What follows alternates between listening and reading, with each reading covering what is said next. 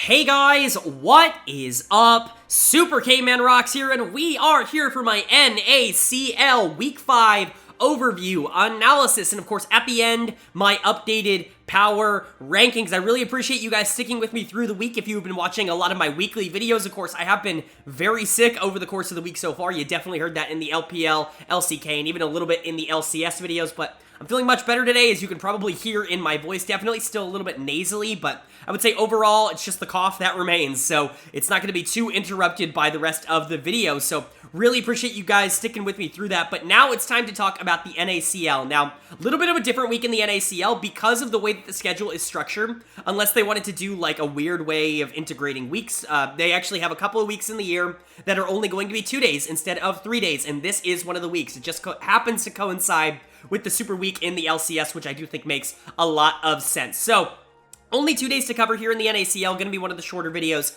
of the year for the region, but if you are excited for it, let me know down in the comment section below. Of course, a lot of good games coming this weekend, a lot of Academy players getting called up mid-split here in spring so far to the LCS. You know, we'll talk about that a bit. A lot of them are playing in this week, but will not be playing in the next week, so we'll kind of talk about that as we go through, but a lot of interesting storylines, so let me know what you were interested in down in the comment section below. But without further ado, let's go ahead and jump right into it. Of course, if you are new here, what we're going to be doing is going over both days of NACL action, having a little scoreboard up on the screen, showing all the scores, my player of the series, my dud of the series, all that fun stuff. I'll go over what I liked from each team, what I did not like from each team, and where I think each team is headed. But without further ado, that means we can finally jump into day number 1. And we kick day number 1 off with a fun matchup between FlyQuest Challengers and Cincinnati Fear. And the Fear were able to take it 2-0. This is a really good sign. This was a team that was white hot going into last week. They were looking like potentially one of the top 2-3 teams in all of the NACL as a provisional amateur team, which is absolutely massive, but not necessarily the best of weeks last week. Went up against some much tougher competition, had to face Dignitas, but then also ran into some issues that they just weren't able to kind of overcome, and I would say had probably their worst week of the year so far last week. So it's really good to see them come out, go up against a team that, while they're not maybe a top team in the entire league, or certainly not a pushover in FlyQuest Challengers, and just be able to beat them really cleanly. This was a great 2-0 from them, pretty much exactly what we wanted to see. The players that I want to shout out on the side of Fear, my player of the series, as you can see on the screen, is Manui. I've actually been pretty critical of Manui. I think, you know, he's generally speaking been the weak link of the Fear over the course of the season so far. I really like how Trevor has played a lot of these laning phases, and I think Trevor has generated a lot of leads for the bot lane, but it is really hard not to look at this game number 2 on Xayah and just go, wow, okay, yeah, credit to Manui. He's awesome. He played really, really well, and that's what you want to see. You want to see some growth coming out of this bot lane, because we know the rest of the team is really good. Shochi and Perry have been phenomenal in the jungle mid duo. Faisal's really dominated basically everybody he's played in the top lane, including in this series against Philip, who's a good top laner.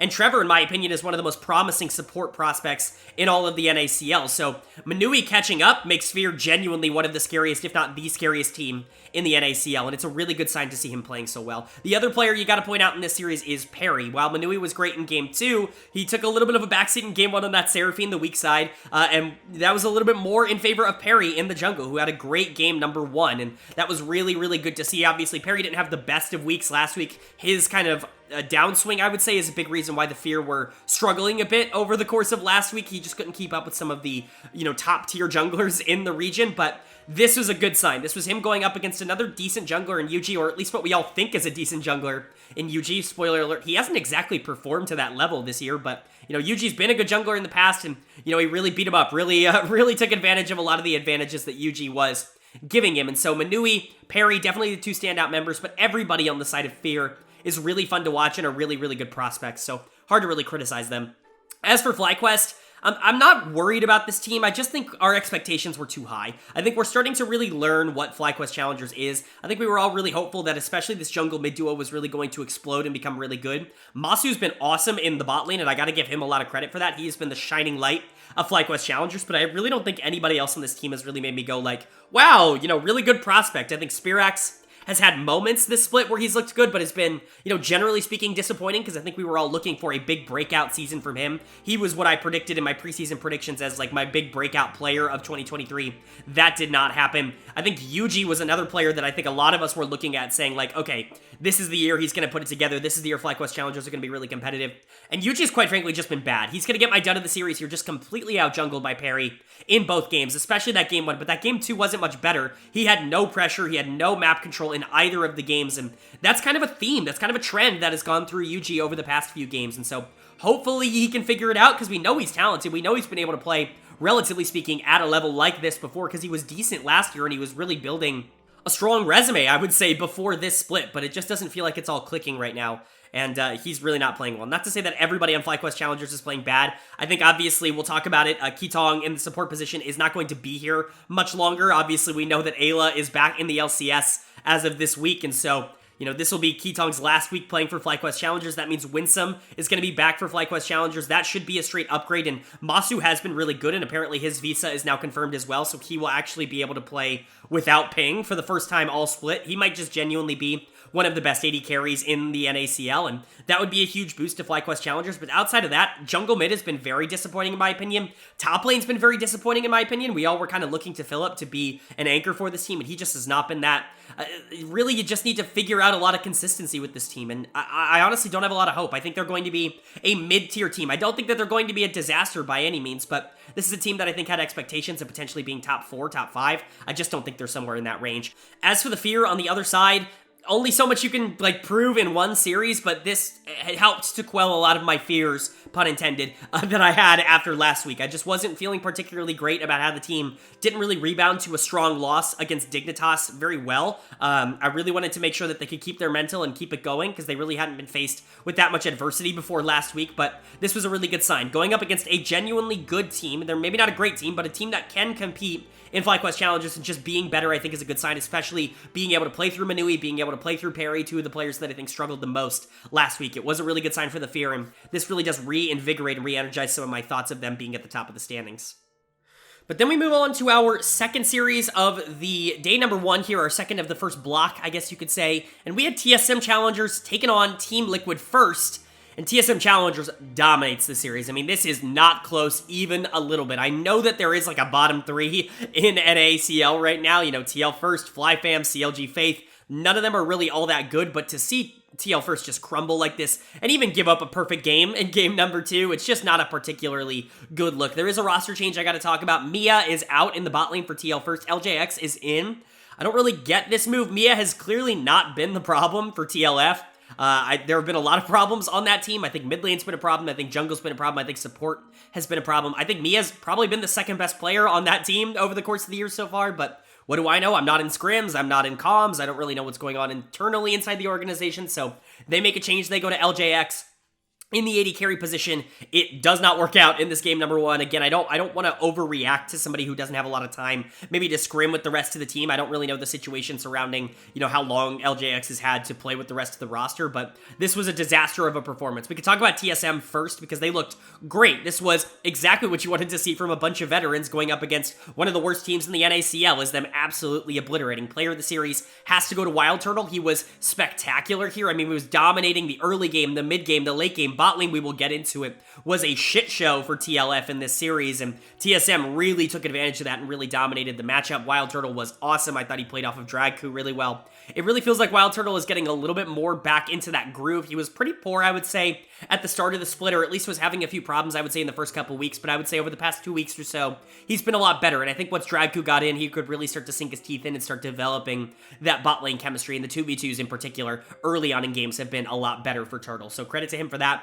Svenskeren was also phenomenal. The jungle matchup was super in favor of TSM. As you can probably imagine, in a game where you got perfect gamed, the jungle was owned by TSM, but this was probably Svenskeren's best series of the year. He's someone who I think has been quite poor for TSM Challengers, in my opinion. I think, you can look at Haunter, you can look at Doxa having moments, Wild Turtle having moments. I think Svenskeren's probably been this team's weakest player over the course of the NACL year so far. Really good to see him step up and have a really good series here, but I would say Turtle, Sven, the two players that kind of stepped up and stood out to the most to me over the course of this dominating series. But then for TLF, just everything went wrong. I mean, I'm going to give it to LJX because he went 1-13. I mean, you can't possibly do worse than that. I think it was a game of 1-6, and then the next game he went 0-7. Obviously, they get perfect gamed in that second game, but just like, it's disaster. Disaster absolutely striking TLF here. I'm not exactly sure if this is indicative of the roster move, but like I said, I liked Mia. I thought Mia was probably the second best player on this team throughout the split, and it's really hard to win from the AD carry position when the rest of your team is really struggling. Aspect has genuinely been one of the worst mids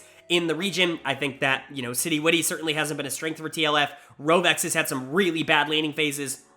I think a lot of that just kind of came to a head in this series here. LJX and Rovex don't really seem to have any chemistry, and certainly didn't work here. Aspect was not very good. City Witty got destroyed in the jungle matchup. Really the only player on this team that had any semblance of a series at all, no surprise, is Surdy, who I think is a good player and has easily been this team's best player throughout the year. He is ELO stuck on this TL first team because without him, I mean, this team might not have drawn any games this year, but at least with him, they've drawn a few, right? But this showing was just miserable. This shows that TLF is really not a team to be reckoned with really at all, and hopefully they can figure something out. I'm not sure if LJX is the long-term answer, but this was a massacre by a team that I don't even think a lot of us consider to be in the top, 8 of the league. But for TSM Challengers, great win. I mean, you're looking great. I think you're getting your confidence back. The bot lane's getting a lot better. Mid lane has been a little up and down, but when it works, it works. And then top lane's been very consistent, even if it's not like a dominating presence. If jungle can have a really good series like this, TSM Challengers is actually going to be a team that I think can maybe surprise some people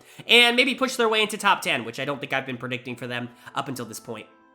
Then we move on to our third game here of day number 1. And our third series was a decent one. 2 really solid teams. Dignitas Challengers taking on Wildcard Gaming. Wildcard obviously way over exceeding a lot of the expectations that people had for them going into the year. I thought they were awesome going into the year. I really liked this roster. Obviously, with the success of Ginger Turmeric last year, I was really hoping that Wildcard would be able to follow up on that in the NACL. And you know what? A 1-1 split with the best record in the NACL right now is a pretty darn good way to follow up on that. Dignitas was able to take that first game, and it was a relatively strong win, I would say, overall for Dig. I especially want to point out Hoon. I know I've been pretty critical of Hoon, generally speaking, as a player, especially because last year he was just not very good, but he's been pretty consistently good this year, I would say. He had a really good game number 1 here on the Lee Sin, supplemented, of course, by XU, who has been really consistently great for Dignitas over the course of the year so far. Of course, Tomo and Diamond have also been really good in the bot lane, and they had a pretty solid game number 1, but I would have given Hoon my player of the game on that field, or not on the field, or on the Lee Sin in game number 1. I'm thinking of game number 2. And in game number 2, it really was all about Wildcard. This was a relatively back and forth game, although it really shouldn't have been. Wildcard should have been able to close this out relatively easily. I think they really did a good job playing around their strong member of the team, which in this case was Saligo on the Orianna. Of course, I've hyped up Saligo for many, many years. He was one of the best mid laners in Academy for a very long time, whether it was on that 100 Thieves team, whether it was on, Dignitas, this organization that he's now playing against. It's just, he went over to EG last year, didn't necessarily click in the same way, and he had a little bit of a rough year. That's going to happen every once in a while, but gets on a different team here, gets on Wildcard, gets another chance to play at this level with some young guns around him, some really promising young talent, and he's really performing. He's been really good this year. He's going to get my player of the series here for that Ori game too. Was really impressive to watch him just be able to take over the game and honestly just be better than a player like Insanity that a lot of people had as one of the best mid laners going into the year, someone who has played at the LCS level for a considerable amount of time, not just like a flash in the pan amount of time, and has looked good doing so. I think Saligo showing up and being really good in this series is definitely impressive, and he was the biggest reason why Wildcard was able to take that game number 2. Of course, you also got to shout out Keel, got to shout out Moose Hater pulling out the Poppy in game number 2. Always fun to see him pull out whatever weird pick he's going to pull out. And then Lens and Duo King are good as well. Lens had a really good game too on that Ezreal, but for Dignitas, I have to give dud of the series, honestly, to Insanity. He just felt like the worst mid laner in this series, which is not a good sign. Honestly, I've talked about how I think Hoon has been overperforming my expectations. Tomo and Diamond have been one of the best bot lanes in NACL. XU is one of the best junglers in NACL.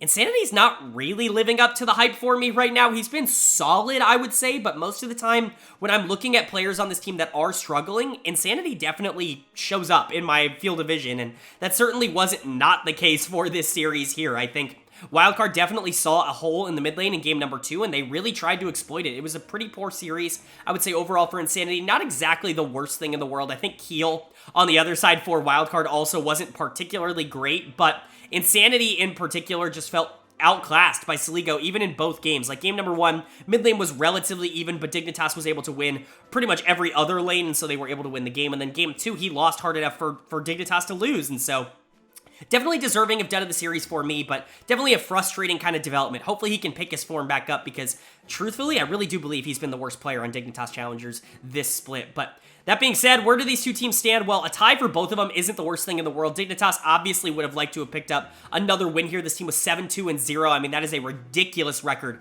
going into this game. They basically had lost to no one, and so to lose a game to Wildcard, yeah, it's not the worst thing in the world, especially because you're already so far at the top of the standings, but you would have liked to have continued your hot streak. But for Wildcard, gigantic win. They bounced back from a really nice week last week, a fantastic week that kind of solidified them in the upper echelon of NACL teams, and they go right into beating Dignitas in a game this week, and they're really on the up and up. This is genuinely one of the best teams in all of the NACL, and for my money, the best provisional team in the NACL right now. And then in our fourth series of the day, we had another interesting one, but one that I'm actually quite surprised ended up in a 1-1 draw. We had Immortals Challengers taking on CLG Challengers, and it was a 1-1 draw. Like I said earlier, both teams being able to take a game. CLG, though, was clearly better. I have to point out, they were definitely the better team in this series, and they looked like it, especially in game 1 where they dominated. Game number 2 was pretty back and forth. Unfortunately, they got to the point in the game where they just couldn't stop the Olaf in a side lane, in a team fight. The Olaf was really taking over a lot of the game and making it a big problem for CLG, and then from that point onwards, they just didn't have the pressure to be able to end the game. But overall, still a good performance, I would say, for CLG. They're becoming the kings of the 1-1 draw, I guess you could say. They had a couple of these last week. Immortals definitely holds that title above them a little bit, though. 1-5-3, 1-6-3 now. 6 draws in their 10 games is actually absurd. Like, it's kind of insane that we were able to get to that, but you know, both of these teams really do a good job, I think, of being able to identify where to win singular games, maybe not entire series. They don't necessarily have the talent gap to be able to create gigantic leads over other teams, but they are good enough to be able to go toe-to-toe with basically anybody in the league. But let's talk about CLG first, because I do think they played really well. My player of the series here is going to go to Copy. Anybody who's watched this channel this year knows that I'm a big fan of what Copy has been able to do for CLG. He has clearly been this team's best player, in my opinion, and he continued that in this series. Even in their loss, he was very close to making it a CLG win. He has been the one that is the driving force, I would say, overall for CLG. We can talk about how Copy's stock had been rising, I guess you could say, on C9 Challengers over the past, or C9 Academy, I guess, over the past few years, but it always felt like he was a little bit overshadowed by some other players on that team, whether they be Shaden last year, or even someone like Darshan, who had some pop-off moments. Obviously, they've always had a good bot lane, whether it's King there, or, you know, anybody else in that kind of sphere. They've always had players that I think have overshadowed Copy. He's taken a more passive role, I would say, on that team. That's not the case here on CLG. They have good talent on this team, but he has really separated himself as the main guy on CLG, the one that they want to invest in, the one that they want to play for. And I think that's really done a lot of good for CLG and for Copy stock overall. I would not be surprised at all to see him get some LCS offers as the year goes on, because he's been playing really well, and quite frankly, he deserves it. He was the best player on CLG, and he was a big reason why they were in a good spot in the first place. As for Immortals, though, on the other side, they get my dud of the series, and that's going to go to Chad. Now, I'm not pulling the plug on Chad as a player. I still think he can be really solid, because we've seen him be really solid in the past, but the consistency is just not there for him. When they lose games, it is often because Chad loses jungle very hard, and he loses pressure on the map very hard, and that makes it very difficult for his laners to actually play the game. Even in game number 2, where it really felt like Chad was much better, I would say, overall, it wasn't exactly a slam dunk over Kevy for him to be able to win that early game. He just had a lot of really good pressure coming in from Balulu and ADD on the top side, and so he was kind of empowered to make some more aggressive decisions. But oftentimes this year, he has kind of, I don't want to say let his laners down, but I really haven't been all that impressed with what I've seen from Chad so far in 2023, and I said a lot of the same in 2022 for Immortals Academy when he joined them then.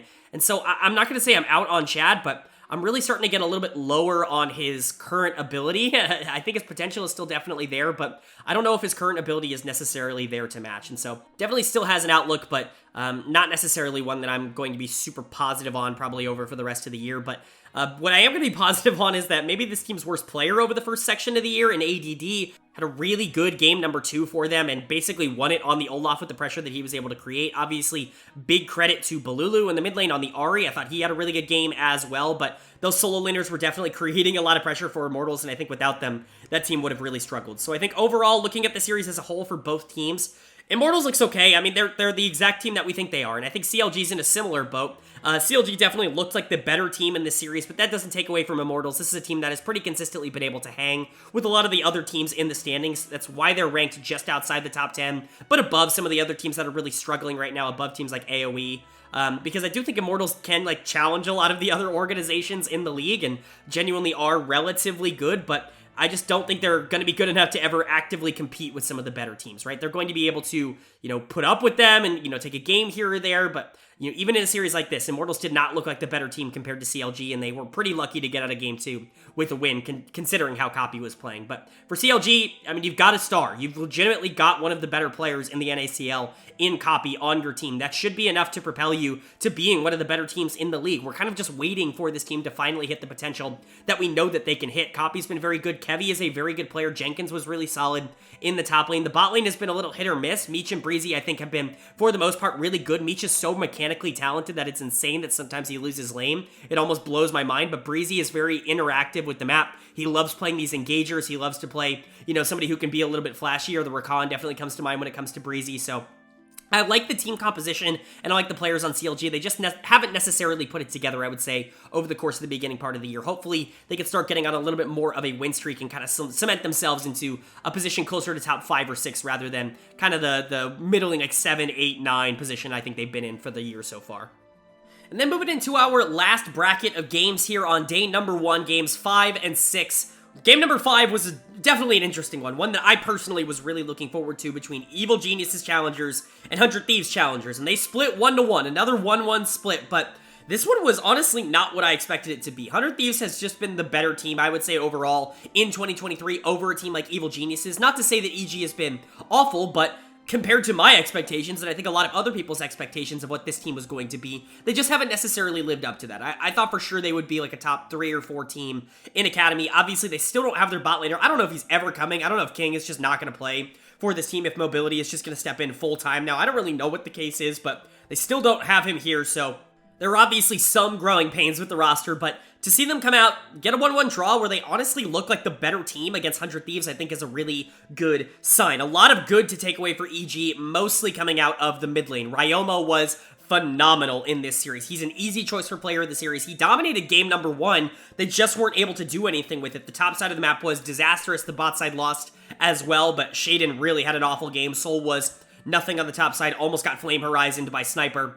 And then game number 2, he was really able to step up. Ryoma did a great job saying, well, game number 1 was really good. What if I just did it again? And then he did it again, and they were able to win because Shaden actually had a good game, even though Soul still almost got Flame Horizon. So, a lot of good, I would say, coming out of Evil Geniuses. Their bot lane isn't supposed to be a massive strength of their team, especially with their AD carry missing, and so I'm not particularly surprised to see that lane struggling against what is probably the best bot lane in the NACL right now in Unforgiven and Destiny, but to see Ryoma come out and really step up so much to really just kind of destroy Pretty in a lot of these games, look like the significantly better mid laner and easily look like the best player in the series. Like, this is what we wanted to see out of Evil Geniuses Challengers. Yes, you would have liked to see a game 1 win, and they're still very volatile. Shaden can have some games where he's just atrocious, like he was in game number 1 here, but talent-wise, like with Ryoma in here and him playing at the level that he is right now, I still think that this team can genuinely compete at an upper level. Maybe I'm just planting my flag in a team that has continuously proved me wrong, but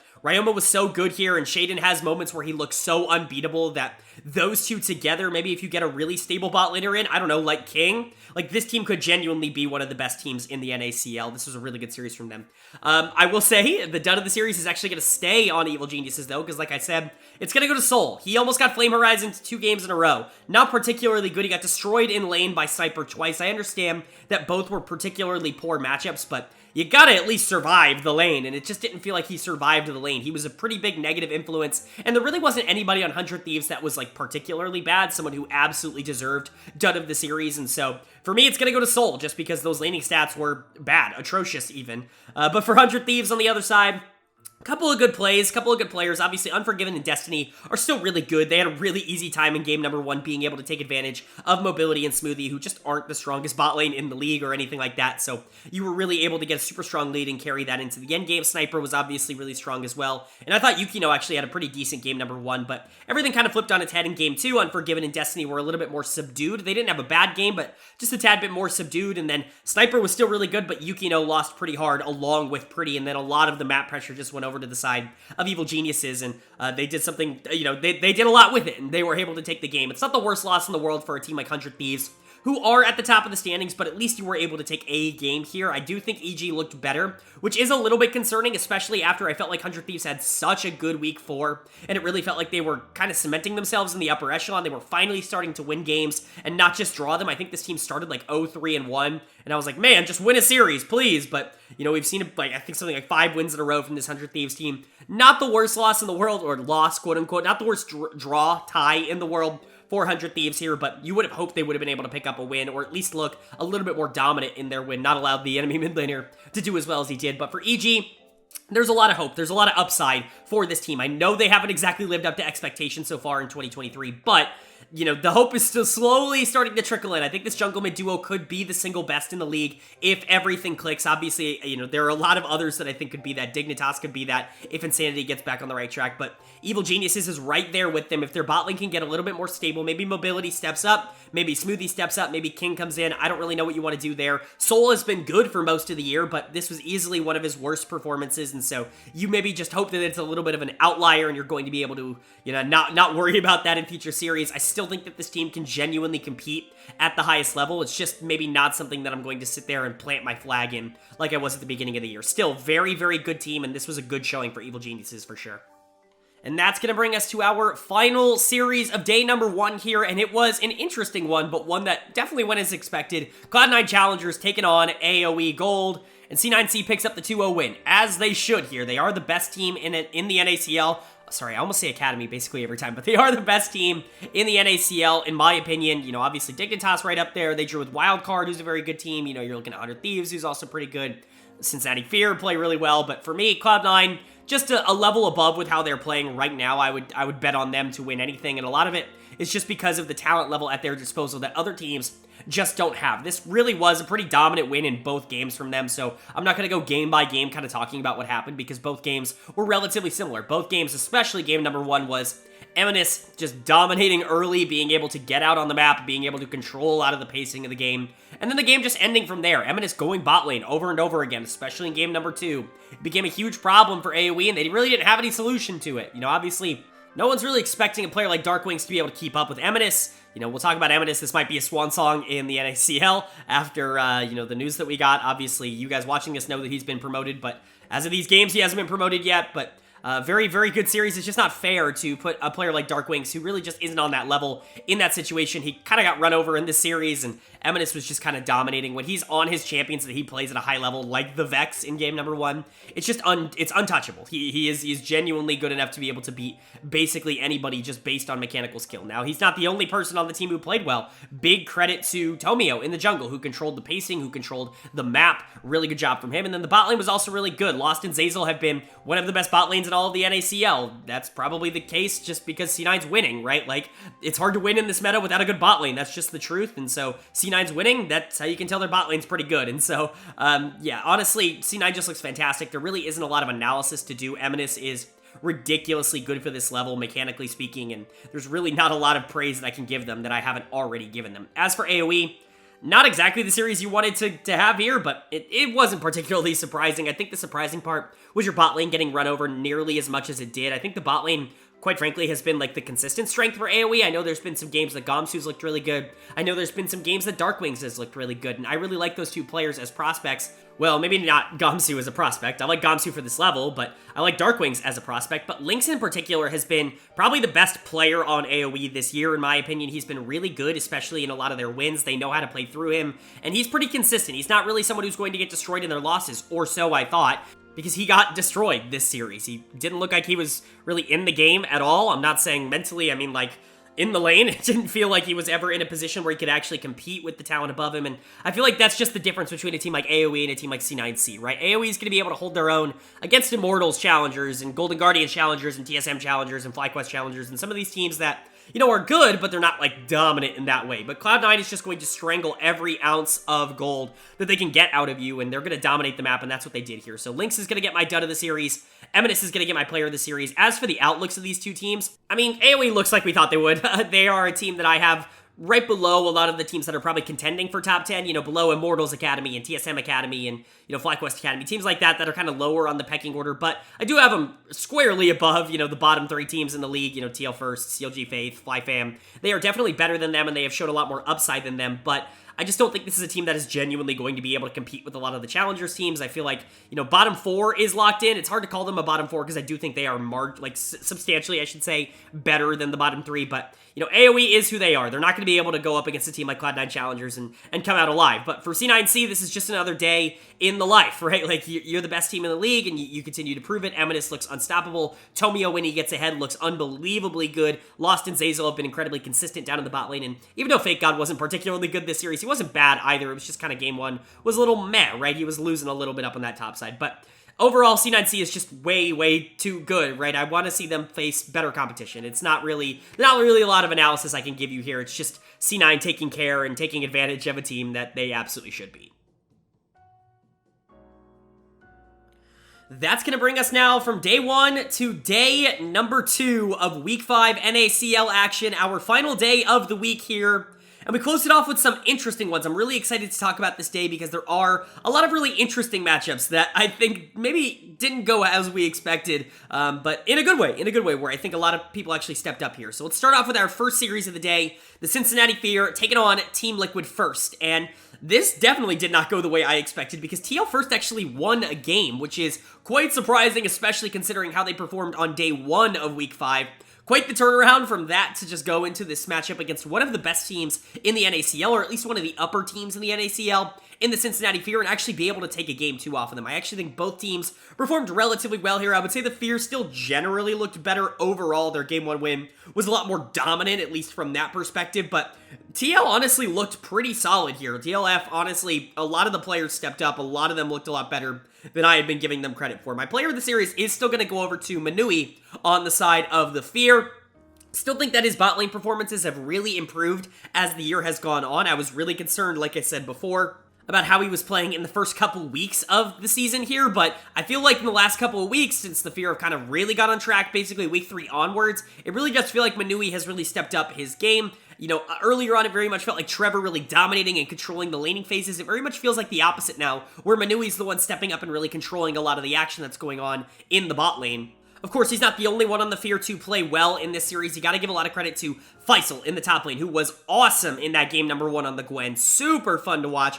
Faisal's one of the most underrated players in the NACL right now, in my opinion. I've actually been super high on him ever since I really saw him play. Like, I wasn't a huge fan of his tape going into the year. That's why I ranked the Fear so low, is I really didn't like a lot of the tape that I saw on some of these more unproven amateur players. I just wasn't sold that they were going to be able to make immediate and, you know, contributions to a top-tier NACL team. But Faisal is the one who has, you know, blown that expectation away the most, I would say. I think he's probably the player that is overachieved the most so far this year for me, and he was awesome in this series. Very narrowly didn't give him my player of the series. It went to Manui just because I thought he was a little bit more, I guess consistent is the word I'm looking for, across both games rather than just one, where Faisal was awesome in their game 1 win, not nearly as good in their game 2 loss, but Manui also had much more of an impact, I would say, on the game as a whole, even if Faisal had a phenomenal game number 1, and so those two players are the two that I really want to point out on the side of Fear for being really good in this series for TL First. But on the side of TL First, I mean, you looked good, you got a win over Fear, that's pretty good, you're certainly not going to complain about that.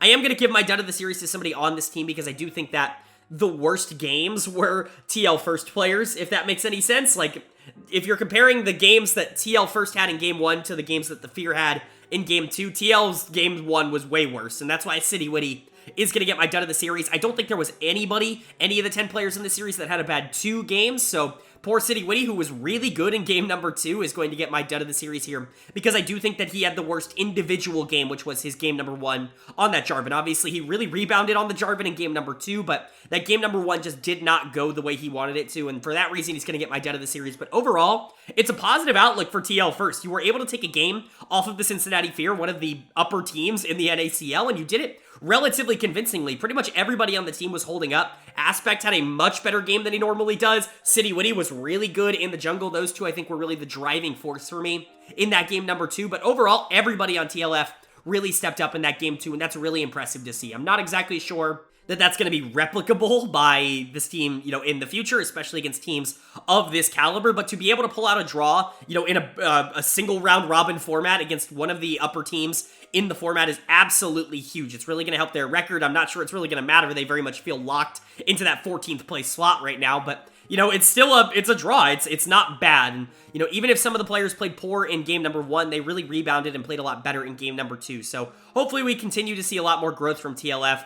It's an organization and a roster that I think has shown a lot of opportunity to grow in the past, and so hopefully we can see it. Obviously, Surdy has kind of been the main name here, but I would argue that he was the worst player for TLF in this series. So overall, really, really good showing from the team. And then for Fear, you probably wanted to win both of these games, but at the very least, you looked like the better team, and you looked pretty dominant here. Manui is looking awesome in that bot lane role. I think Trevor is maybe taking a little bit of a step back this week. That's okay. I still think he's one of the more interesting support prospects in all of North America, but Manui, Faisal really stepping up here. Perry and Shochi have taken more of a secondary supportive role, but I do think that's fine for the Fear team because Manui is showing that he can carry games. We know that Faisal can carry games. Really, anybody can take a backseat role and take a front seat role when they need to on this team, and it'll feel good. So I know they probably would have rather walked out of this with the 2-0 win, but they'll probably settle for the 1-1 nonetheless.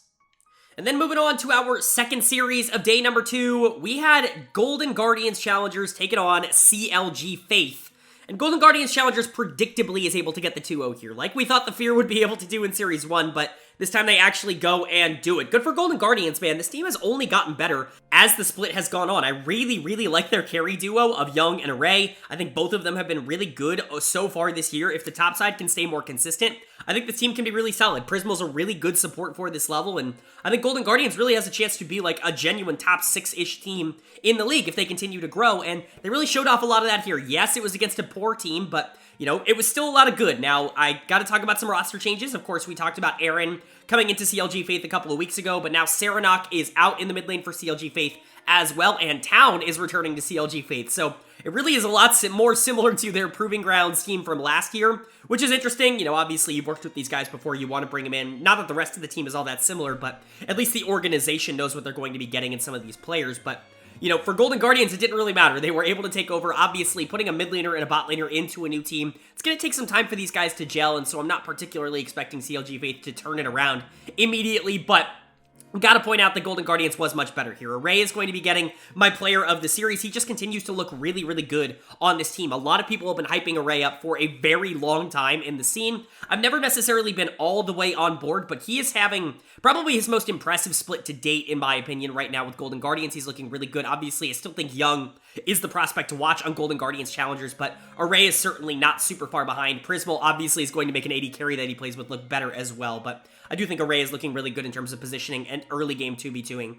I also want to point out Rosethorn. I know I've been a little critical of him, but pulling out Nautilus Jungle in game 2 is pretty awesome. And the fact that it worked and you were able to get like a 21-minute win in that game is absurd. Like, that is really, really fun, really, really cool stuff. You love to see stuff like that. There's a reason I kind of say that NACL is my favorite region to watch right now, or my favorite league to watch, and that's because shit like this just comes out all the time. You have Moose Hater doing whatever he's doing in the top lane. You got Rosethorn pulling out Nautilus Jungle. You've just got so many cool things happening, and it just feels like every single day there's some other innovation or crazy play or insane pentakill or something or another going on in the NACL that is a blast to watch, and Golden Guardians is definitely a part of that. Concept certainly isn't exempt from that. He has certainly an eclectic champion pool himself, but on the side of CLG Faith, they just aren't that good. Like, there really isn't a lot of expectation for this team. Same with Flyfam, who we'll be talking about later, but the expectations are basically gone at this point. Town came in and was fine. He was okay in game 2. He was kind of bad in game number 1, but he was alright in game number 2. My dud of the series is going to go to NXI. I don't think he was particularly atrocious, but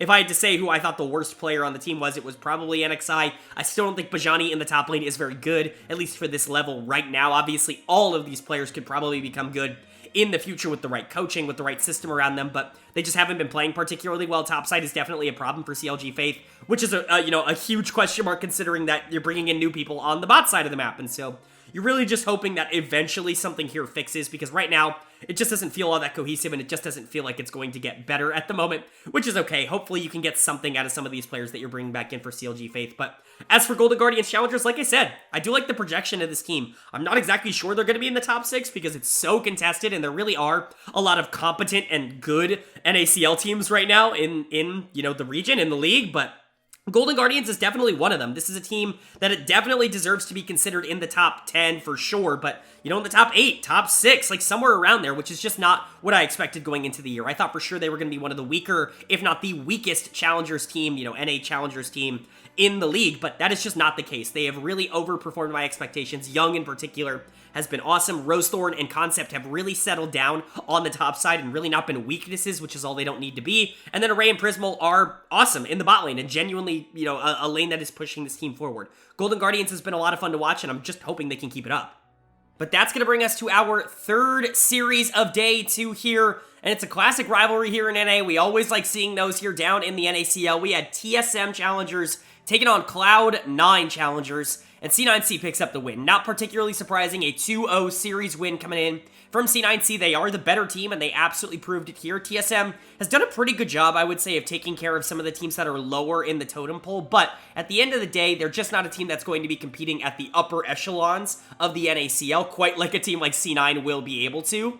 But that's honestly more of a credit to C9 than I think it is a detriment to TSM, who I think is fine. They're not a great team, but they're fine, right? But C9 really is a difference maker. Now, there is a roster change, as I talked about earlier. Eminus had his little swan song in the series on day 1, and then they announced he's going up to the main roster, so Diplex is slotting in here in the mid lane, and he has had 0 time to practice with the Challengers team, I would imagine. I don't imagine that he has just been practicing with them in scrims anyways, no matter what, but, he slots in here, and honestly, he fits in really well. I know we can talk about him not really having the best of laning phases early on, especially at an LCS level, but he was fine here in the NACL in the series against Doxa, where, Doxa's a relatively good laner, I would say, and a poor, mid-game player, and I think that that's exactly what Diplex kind of needed in order to get acclimated here. He could go up against Doxa, kind of be a little bit, in lane, not really be the focal point, but then really start to spread a lot of the influence that he's able to generate around the map and really be able to take over that way. And he absolutely did that. Now, obviously, he wasn't the star of this series for Cloud9.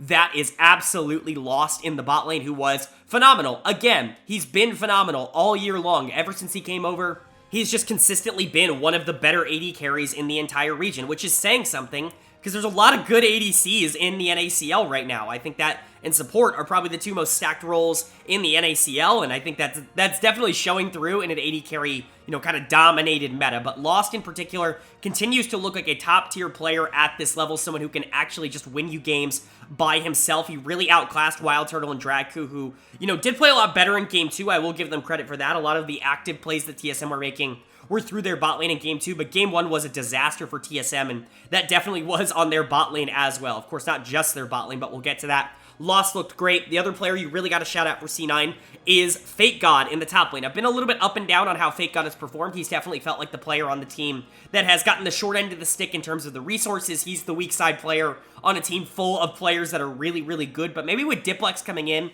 that mid lane spot becoming a little bit more supportive and a little less resource heavy, perhaps a player like Fake God can now start to unlock some of that, carry potential that we really saw out of him for a lot of years before he ended up going to Dignitas in the LCS. And I really like Fake God as a player. He played fantastic in game number 2 here, and almost, he probably was player of the game in game 2, but Lost was just really good, I would say, across both of them. So Fake God, Lost, the 2 players that really stood out, but of course Diplex was also phenomenal, very close to getting my player of the series just for how he played the second half of both of these games. Really, really good performance from him. But then moving over to the TSM side, not nearly as many positive things I would say to say about the team. Couple of good performances. I would say Wild Turtle and Dragku played game number 2 all right. They were certainly trying to make plays, and Wild Turtle certainly had gold on him. He was just often trading his life and giving a lot of gold back to Cloud9 in order to get a lot of those plays done. And then, of course, Cloud9 realized that if they kill Wild Turtle in a lot of these fights, then it's GG because nobody else on the team is fed. But pretty much everybody else on TSM was really, really struggling. Done of the series for me is going to go to Doxa in the mid lane. He just had horrendous mid games. I mean, I can't really express how poor he was in the mid game in terms of his positioning, in terms of his ability to help out the team. It's not going to help him that his jungler Sven was completely run off the map in terms of the jungle, but Sven and Doxa really haven't had a lot of chemistry, I would say, over the course of 2023. And I think it's hurt both of them as players a lot. Sven has legitimately been one of the worst junglers in the NACL in 2023. And while Doxa has had his moments of being a pretty solid mid laner, they certainly haven't come in any sort of consistent form, and it's just a problem for TSM. It's what is going to keep them out of being one of the upper teams in the region or in the NACL, is that this jungle mid duo just isn't particularly strong. I do think that Wild Turtle and Dragku are getting better. I will say they got blown out in game number 1 by Lost and Zeyzal. It wasn't particularly close in the lane 2v2, but at least they showed signs in game 2. But as long as this jungle mid duo continues to struggle as much as they have struggled over the past few weeks, it's just not going to be very good for TSM. They're going to be one of, if not the worst challenger team in the NACL, and right now that's where I have them. I have them as the worst, challengers team, not provisional amateur team, but challengers team in the NACL. I just don't think they have the same kind of winning viability that other teams have. I think Immortals might be right there with them, but everybody else I think is a clear step above teams like TSM, and that's just got to be frustrating for a team that has so many veterans. If Sven continues to be one of the worst junglers in the NACL, if Doxa continues to just run it down whenever he doesn't win the lane, then it doesn't really matter what anybody else on this team is doing. This team is really going to struggle. But for C9 on the other side, I had them at number 1 in my power rankings for a reason. They continued that here. Really good performance from Lost. Really good showing from Diplex. That gives me a lot of confidence that he's going to slot in here and be just fine. They have enough carry threats on this team that I think taking away the MVP right now in Eminus and just putting a more supported player and Diplex in isn't going to hurt the team playstyle really at all, especially once they get acclimated together. I really just think that C9 is basically untouchable in terms of the talent that they have because of the way that they can play and the flexibility of how they can draft, and I really don't see a lot of teams being able to keep up with that this year.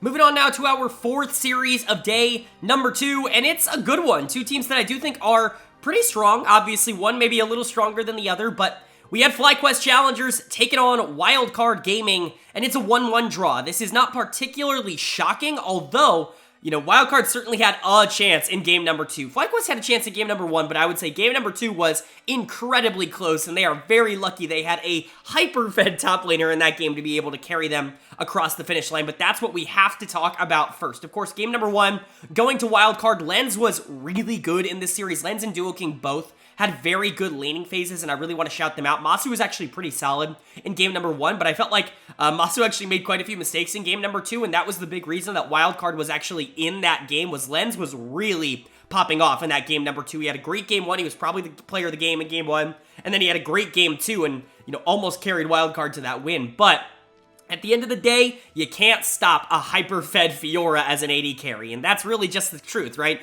You're not going to be able to go into that side lane and stop the Fiora from being able to completely destroy the game, and that's what happened there. So Philip, pretty easy choice for player of the series here, a dominant game number 2. He obliterated Moose Hater in lane. We will get to that in a second, but I mean, just a really impressive performance from Philip, and this is kind of what we've been waiting for. I really liked Philip as a player in the LCS last year. I actually thought he was a relatively competent LCS caliber top laner last year for FlyQuest, so to see him coming back down to the NACL, I was just kind of hoping that he was immediately going to slot in as one of the best top laners in the entire league, but so far, that really hasn't been the case. Him and Yuji have been the big members of FlyQuest that I've been, I don't want to say disappointed in, but just haven't necessarily lived up to the expectations that I put on them. But finally, we get Philip on a Fiora where he can really take over the laning phase, where he can really take over the mid to late game, and he absolutely did it. He really, really dominated this game. Very much deserved player of the series. He was awesome. He obliterated Moose Hater in that game number 2. Other members that I want to point out on FlyQuest that kind of were good in that game too, I got to point out Masu. He was pretty solid in game number 1. Game number 2, he definitely gave up a lot, in my opinion, was getting resources, but wasn't necessarily winning in the bot lane 2v2, which is a little bit of an issue, but obviously still on ping. He'll eventually be in now that we know Ayla's coming back, but Masu wasn't particularly great in their game 2 win, but I would say he was really good in their game 1 win. And then Yuji and Spirax were fine. This really was a game where you really wanted to invest a lot into that top side, and that was either going to win or lose you the game, and luckily for FlyQuest, it won them the game. As for Wildcard on the other side, obviously they were able to take game 1. Like I said, Lens and Duo King were actually really solid. The bot lane for wildcard hasn't necessarily been a focal point for the team because of how awesome the top side has been. It reminds me a lot of Team Vitality over in Europe right now, where it's like, oh, you've got Moose Hater, Photon in the top side, you've got this awesome jungler in Keel who's playing really well. Saligo has really stepped up as this veteran presence that's used to the league, and then bot lane's good, but they're just not necessarily getting the same kind of,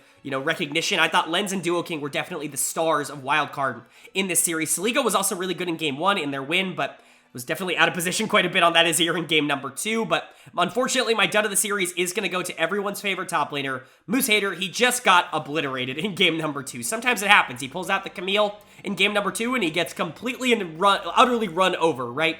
It's going to happen sometimes when you play as aggressively as Moose Hater does, but, this has always been my big concern with Moose, is that he'll have games where he completely pops off and he's up 100 CS and he's dominating on the Garen, and, when he gets his champions, he looks like the best top laner in the entire region, but when he's not on Garen, or sometimes when he's just on champions that can be punished a little bit heavier, like the Camille, sometimes he can run it down, and that's what happened in the game 2 here. Definitely a little bit of a disappointing performance, but that's just what you're going to get with him sometimes, You sign the Shy because you know that the upside is worth some of the negatives. You sign Moose Hater because you know the upside is worth some of the negatives. Unfortunately, you're going to have some games like this where he honestly just kind of runs it down and it's not very good. But overall, I would say Wildcard still looks pretty solid here. Not perfect, certainly not perfect, but they looked pretty solid. I would say overall, they're definitely still looking like a top 4-ish team in the NACL. I think that's a pretty easy thing to say, even with the draw here to FlyQuest. At least they were able to take that game number 1, and I do think it's pretty encouraging to see the bot lane performing as well as they did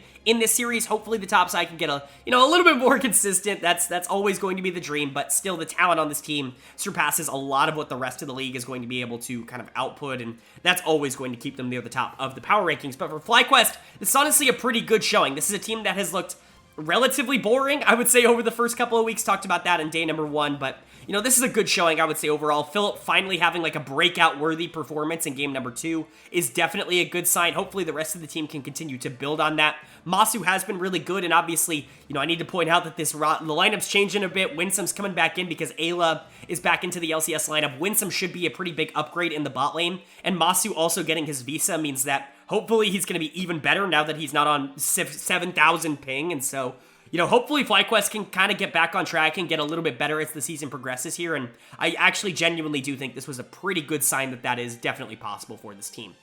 And then we move on to our 5th series of day number 2 here, and it's a little bit of a blowout, more so than the ones we've been talking about before. We had TL Challengers taking on FlyFam, and Team Liquid picks up the pretty easy 2-0 win. They're just the better team, and they absolutely should have been going into the series, and they definitely proved that. I think a lot of their players ended up looking really, really good. It's going to be hard to stretch this analysis out, I think, to like 4 or 5 minutes, if only because the series was honestly quite boring to look at. It was very much Team Liquid controlling a lot of the pace of the game. FlyFam did have some moments in game number 2, but for the most part, they just looked generally kind of outclassed, and that's okay. It's going to happen. I do want to point out that FlyFam does make another roster adjustment here. You'll remember that Maniac ended up replacing Goo earlier on in the split. Not exactly sure the reason behind that, but they ended up wanting to go with Maniac. Well, Maniac is now out. He's still training with the team, but he is out, and Hyper is in. Some people who watched Academy last year will remember Hyper as the former TSM Academy jungler, but Hyper's been around for a long time, and,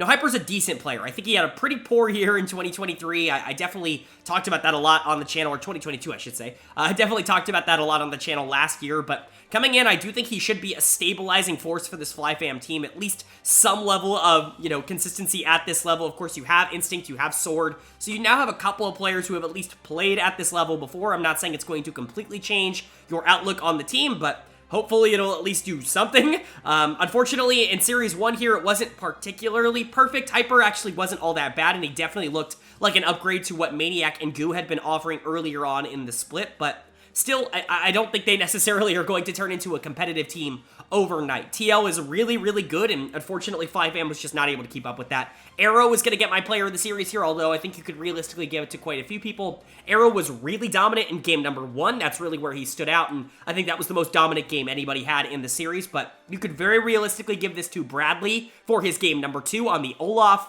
Olaf's one of those champions that, especially on the top side of the map, like in top lane, it can be very dangerous from ahead because he can take over side lanes, he can take over team fights, he can enable a lot of backline carries to be a lot more effective. He really just makes the game a lot more difficult when he's super far ahead, and that's what Bradley was able to do in game 2, but credit to Arrow, I thought he was the most consistent across both games, and, you know, this is a good bounce back. I don't think Arrow and Kim Down have been the most consistent bot lane in the entire league, and I definitely think that there are a lot of bot lanes that are starting to pass them up in terms of my rankings in the bot lane, but overall, this was a really good series from them being able to take advantage of Instinct and Sword, who have been quite poor, I would say, over the course of the split so far, was a good sign that they at least can still play to the level that they should be, like the baseline level that they should be playing to. And that was good. I thought Mir had another really solid series. He's probably been playing some of the best League that he's been playing all year in the last 2 weeks. I was actually a little bit concerned about him through the first 3 weeks of the season. This TL team wasn't exactly coming out and dominating the field like they had been in previous splits, and I think a lot of that was the pressure that they were losing early in the jungle, but Mir, I think, has been a lot better going up against some of this worse competition, actually going up and trying to build his confidence against some players that he can beat relatively consistently. I think APA is still a good player. He's kind of been the show-off, the big player for TLC over the course of the year so far, but I think he was probably the least influential on this series overall. He still dominated the mid lane matchup, but everybody on TLC was doing really, really well in one game or the other. And then for FlyFam on the other side, they're just not as talented. Instinct and Sword kind of got run over in the bot lane, and done of the series was pretty easy to give to Blaze here. Blaze, you know, I've talked about liking some of the tape that I saw from him early on in the season, but it feels like he has lost all semblance of control in terms of when to make the plays that he was making well earlier on. He's a very aggressive mid laner, somebody who's going to be looking to try and make, you know, I don't want to say crazy plays, but plays that put your team ahead. And that's just not often what this team is needing because they are often playing super far from behind. And so he's just taking these gigantic risks that just put the team behind even more and make the game even more unwinnable. So Blaze is going to get my dud of the series. Obviously, sometimes they do work out, but, you know, oftentimes they're just not working, especially recently. But it's not like the talent on this team is, you know, super comparable to a team like TL Challengers. I just think it's not fair to compare them. Obviously, Hyper coming in should hopefully stabilize some things. Hopefully, when they get more practice in as a 5-man, that'll be good. And then, you know, hopefully Lunacia could continue to grow on the top side. But overall, FlyFam just same with CLG Faith, you know, similar to TL First. They're just a team that I don't think is necessarily going to be able to compete with any of the teams that are genuine contenders here in the NACL, and that's fine. Hopefully you can just develop some of your young players. You know, a player like Blaze, you know, for as many mistakes as he's also making some good plays, right? And so hopefully you can develop him into being a pretty solid mid laner. You know, you bring Hyper in to hopefully give you some stability. There are upsides and positives to FlyFam here. It's just probably not going to be coming out in 2023. And then for TL Challengers, they're okay. Like, I'm just not super sold on this team as being, like, an upper echelon team, you know, comparatively to, like, C9 and Dignitas and 100 Thieves and Wildcard and even the Cincinnati Fear, right? Like, I just don't think they're in that category. They just haven't stood out in that same kind of way. I think APA is really good, and it's good to see this bot lane really stepping up, but I really just need to see more pop-off moments from TL. They don't look like how this TL Academy team has looked in years past, where they genuinely are just the most talented team. Here they are actually kind of just, you know, a good team that are taking down a bad team, and hopefully they can grow into more than that. But right now, I just see them as a solid team. Some team, you know, somewhere in between that 6 to 8 range, and I think that's a relatively fair analysis of them right now. And that brings us to our final series of Week 5 here in the NACL. And it's the series that I think most people were most looking forward to in Week 5 here. 2 of the top 3 teams facing off. We had Dignitas Challengers taking on 100 Thieves Challengers, and predictably they split 1-1. This is just how a lot of these top team series go. Neither one can really separate themselves from the other because both of them are too good to lose 2 games in a row, and that's just kind of what we got here. Not particularly surprising. Both teams coming out and kind of showing a little bit of what they've got. Game number 1 was all Dignitas, and it was a lot of the jungle mid duo really stepping up. I know I've been a little bit critical of Insanity, but that's only because I know that he should be the best mid laner in the NACL, or at least right into that conversation, and so when he's not, you know, I get a little bit disappointed, but he was really good in this game number 1. Him and XU played off of each other incredibly well. Tomo and Diamond had another really solid game, and it was against a really good bot lane duo in Unforgiven and Destiny, and so that was a really good showing. Hoon was really solid in the top side as well, but not particularly influential on the game overall. And then game 2, you're flipping it on its head. It's 100 Thieves having a really good game. This time it's mostly the bot lane really showing up and having a good performance, but huge credit to Yukino, who I thought did a really good job controlling the map, making sure the tempo was going in the direction of 100 Thieves, and just kind of making sure, generally speaking, that 100 T was in a good position. It's really hard to give you concrete analysis on this series because both teams looked good in their own perspectives. Like, Dignitas looked really good in game number 1. They didn't really have anybody that was super underperforming. And then 100 Thieves really looked great in game number 2. They kind of demolished that second game. And so it's really hard to look on and, like, criticize anybody in particular because everybody had their moments. And then everybody also had their moments where the other team shined, right? And so it's hard to give one player of the series, one dud of the series, etc., etc. I would just have to give it to the best game and the worst game. It's not really a dud of the series, more so just like, this is the person who I think had the worst one individual game, even though they had a really good other game. And so my player of the series is going to go to Destiny. I think he's been the best support in the NACL so far this year, and I don't think it's been particularly close. I think Unforgiven and Destiny are the best bot lane in the NACL. I know that's not particularly surprising because Unforgiven should just be the best AD carry in the NACL, but Destiny has definitely stepped up and made it worthwhile, right? Like, it's not just Unforgiven dominating lane and being able to transition that into mid to late game advantages. Destiny has also been phenomenal and has arguably been even more important to that bot lane success over the course of the first 5 weeks. I've really liked what I've seen from him. Obviously, Unforgiven is also very good, but Destiny is really the one that has shown up and shown out to me. And my dud of the series is unfortunately going to have to go to Diamond. I thought he had the worst game of the series in game number 2 on that Nami. It just wasn't something that particularly stood out to me as like a great performance, even though I thought he was really good in game number 1 on the Ashe. Some of those arrows were spectacular, and obviously the lane impact that that champion can have is incredible, but I just thought the game 2 was the worst that anybody had in the series, even though it wasn't particularly atrocious. I just thought that the 100 Thieves bot lane won. So it's just kind of hard. I would take this dud of the series with a grain of salt, because I do think Diamond and Tomo are still really, really good players. It was just that one particular game, and honestly, this award was really hard to give out here. I think some people could give this to, like, Hoon, who really didn't have that much of an impact on the series, but he also didn't really make any mistakes, and he didn't really lose in the top lane, so it's kind of hard to give him dud of the series. Overall, I would just say that both teams kind of performed to expectations. Both teams came out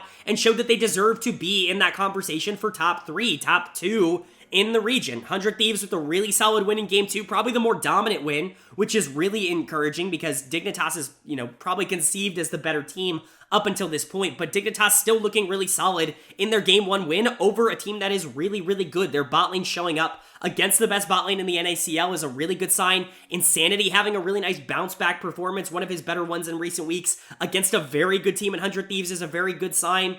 I think, and then on the flip side, 100 Thieves' bot lane still looking like the best bot lane in the NACL is great. Yukino having a really good series, I think, is great. Sniper continues to look like maybe the best top laner in the NACL. Overall, I would just say both of these teams are really good. It's hard to pinpoint one or the other as being better, and I think that's the reason we're now looking at this series as a 1-1 draw, and both of these teams as upper echelon teams in the NACL.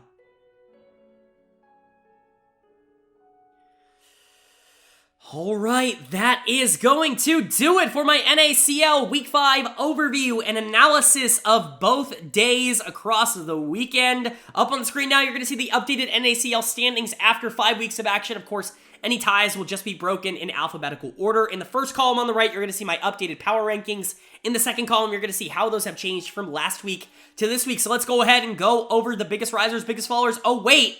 There's basically no changes. I know this might shock a lot of people, but none of these games this week really surprised me at all. I don't think they surprised a lot of people. I made a change just for the sake of honestly making a change. I thought Evil Geniuses looked good this week. Ryoma in particular looked awesome, so I'm bumping them up to 7 and I'm bumping CLG down to 8, but really, Copy was also fantastic. So you want to keep CLG at 7, you want to keep EG at 8, whatever, man. Like, they're all relatively within the same range, but nobody surprised me this week.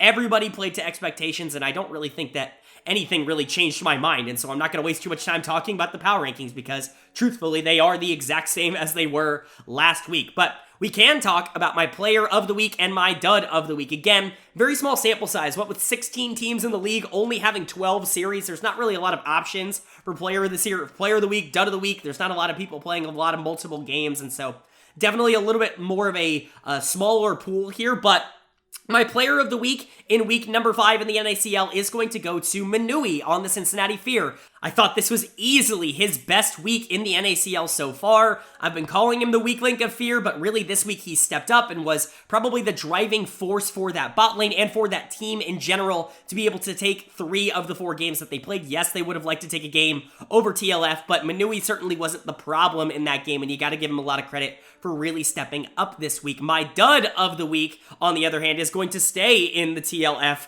kind of zone, and it's going to go to LJX. Now, obviously, not the worst series of all time. Being able to take that game 2 against the Cincinnati Fear is absolutely huge for this team, but he was atrocious in game number 1 and filling in for Mia. Not exactly sure what the situation is there, if that's full-time, if that's part-time, but it just wasn't a particularly good week for LJX, and I would say for TLF in general. I think City Witty is another candidate for dud of the week as well. Not a particularly good week for him either, but just generally speaking, it was kind of hard to pick a dud of the week when most people only played once, and if they did play twice, they usually looked good in at least one of the series. But for me, I would say LJX was probably the weakest member, so they're going to get dud of the week for week 5, and of course, Manui's going to get player of the week for week 5. Also, special shout out to Lost, who was very close to getting player of the week as well here, but that's going to do it. I hope you guys enjoyed. If you did, let me know down in the comment section below. Where am I too high? Where am I too low on teams in the power rankings? Should I have moved somebody that I didn't? Of course, let me know all that down in the comment section. Of course, like the video if you made it this far. If you're an hour into NACL analysis, it would really mean a lot to me if you liked the video. And of course, if you are new here, hit that subscribe button. Not only do I do NACL content, but I do weekly content on all 4 of the major regions as well. LCS, LEC, LCK, LPL, all weekly. And so if you're interested in that kind of content, hit that subscribe button. It really does mean a lot towards the channel. But of course, with all that being said, I hope you all are having a great day. I hope you continue to have a great day, and I will see you all later.